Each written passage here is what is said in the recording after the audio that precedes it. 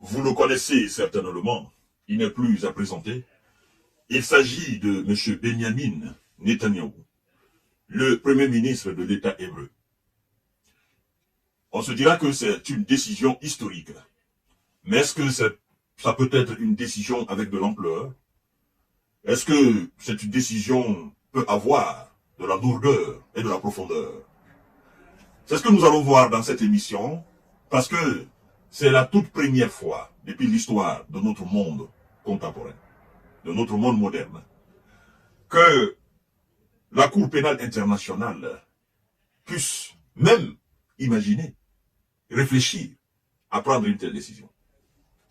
Quand on a émis un mandat d'arrêt international contre Vladimir Poutine, le monde s'est écoulé.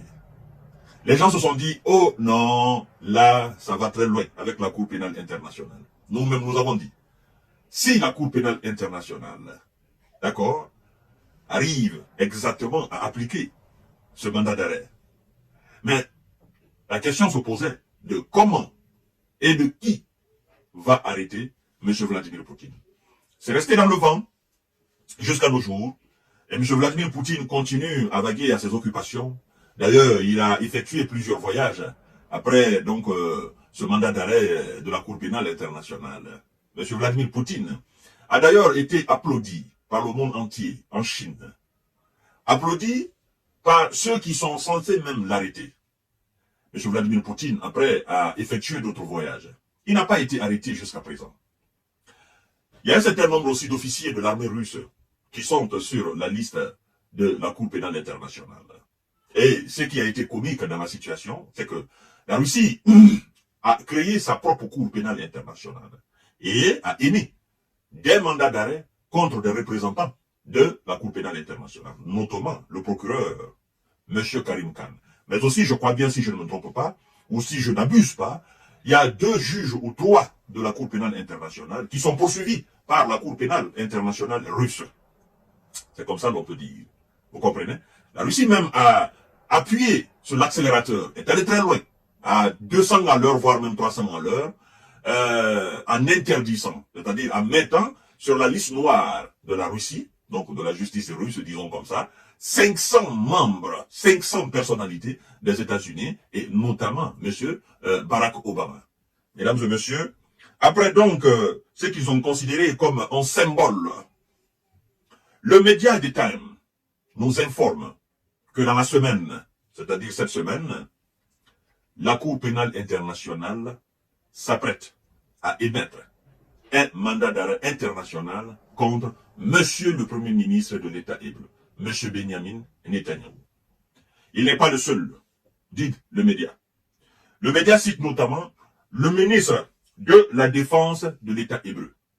Mesdames et messieurs.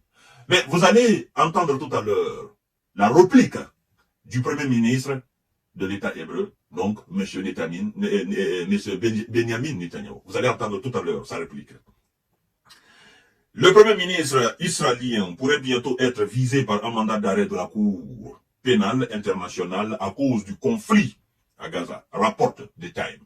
Partagez la vidéo dans tous les groupes possibles. C'est scandaleux.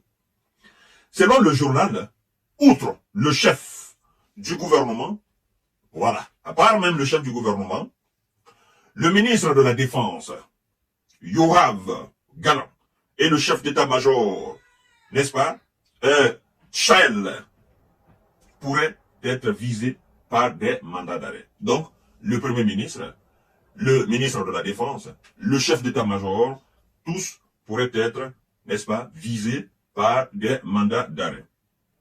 La décision pourrait être prise dès la semaine prochaine, écrit le quotidien. Partagez la vidéo dans tous les groupes possibles. Pour sa part, alors, écoutez très bien, c'est que le Premier ministre de l'État hébreu dit. Pour sa part, le chef du gouvernement hébreu assure que toute décision de la Cour pénale internationale concernant Gaza n'aura aucune incidence sur les actions de son pays. Et il va plus loin pour dire, Israël ne fait pas partie de la CPI. Alors, chères dames, chers messieurs, chères demoiselles, c'est-à-dire, nous tentons vers la refondation de ce monde-là. vers la refondation de ce qu'ils appellent la justice internationale. Parce que si c'est pour commettre des atrocités, pour commettre des actes inacceptables, l'on le fait en disant tel pays ne fait pas partie de la Cour pénale internationale. Il arrivera certainement bientôt un temps où tous les États de ce qu'ils appellent le Sud global vont se retirer de la Cour pénale internationale. Parce que tous les chefs et responsables qui sont au niveau de la CPI, ce sont en grande partie les responsables issus des pays du Sud global. Alors des pays qui n'ont pas, disons militairement, une très grande influence dans ce monde-là. Mais laissez-moi vous dire que bientôt, tous ces pays vont se retirer un à un de la CPI. Parce qu'ils verront clairement maintenant ce qu'est la CPI. Vous savez, la CPI a fait une erreur monumentale, le fait d'émettre un mandat d'arrêt contre M. Vladimir Poutine. Et le fait d'être incapable d'arrêter Vladimir Poutine. Alors, le chef d'État soudanais, le chef d'État centrafricain, le chef d'État argentin, le chef d'État cubain, le chef d'État colombien, le chef d'État vénézuélien se dit, ah donc, c'est comme ça. Nous autres, on nous a mis dans la Cour pénale internationale pour nous arrêter demain. Et les pseudo-forts ou les soi-disant forts de ce monde-là, eux, ils font pas partie. D'accord, c'est très bien. Il y a une procédure pour sortir de cette Cour pénale internationale. D'ailleurs, tout récemment, écoutez, les chefs, ils se diront, d'ailleurs, tout récemment, le premier ministre aussi de l'État hébreu a dit que les actions de la Cour pénale internationale concernant ce qui se passe à Gaza n'aura aucun incident, n'est-ce pas, sur les actions menées par son État contre, n'est-ce pas, Gaza. Donc, nous aussi, en tant que responsables du Sud global, nous allons entamer des procédures pour sortir de cette mascarade, n'est-ce pas, de justice, c'est ce qui s'appelle justice internationale. Parce que nous avons compris dorénavant que ça a été créé contre nous. L'Amérique s'est téléportée en Irak et en Afghanistan. Ceux qui ont commis ces barbaries n'ont pas été arrêtés. Ils sont encore vivants, si je ne me trompe pas. Il y en a qui se sont téléportés en Libye, qui ont massacré des gens en Libye et qui ont chassé un président à la tête de cet État, stable à l'époque, et qui ont plongé le pays dans le chaos. Et jusqu'à présent, le pays est dans le chaos. Ces gens n'ont pas été arrêtés. Quand on leur demande, ils disent « nous ne sommes pas signataires de la Cour pénale internationale ». Ils ont créé les barbares et les hors-la-loi pour s'attaquer aux pays africains. Ceux qui ont fait cela, jusqu'à présent, ils sont vivants, on ne les arrête pas. Quand on leur demande, ils disent non, ils ne font pas partie de la Cour pénale internationale. Et donc, mesdames et messieurs, le monde là, vous savez, les Russes ont dit que dorénavant, ils se battront pour la création d'un monde multipolaire. Et c'est ce qu'on est en train d'assister là. Chères dames, chers messieurs, chères demoiselles. Mais que la Cour pénale internationale émet alors ses mandats d'arrêt contre M. Benjamin Netanyahu, contre son ministre de la Défense, contre son chef d'état-major. Et puis nous verrons s'ils vont les arrêter ou pas.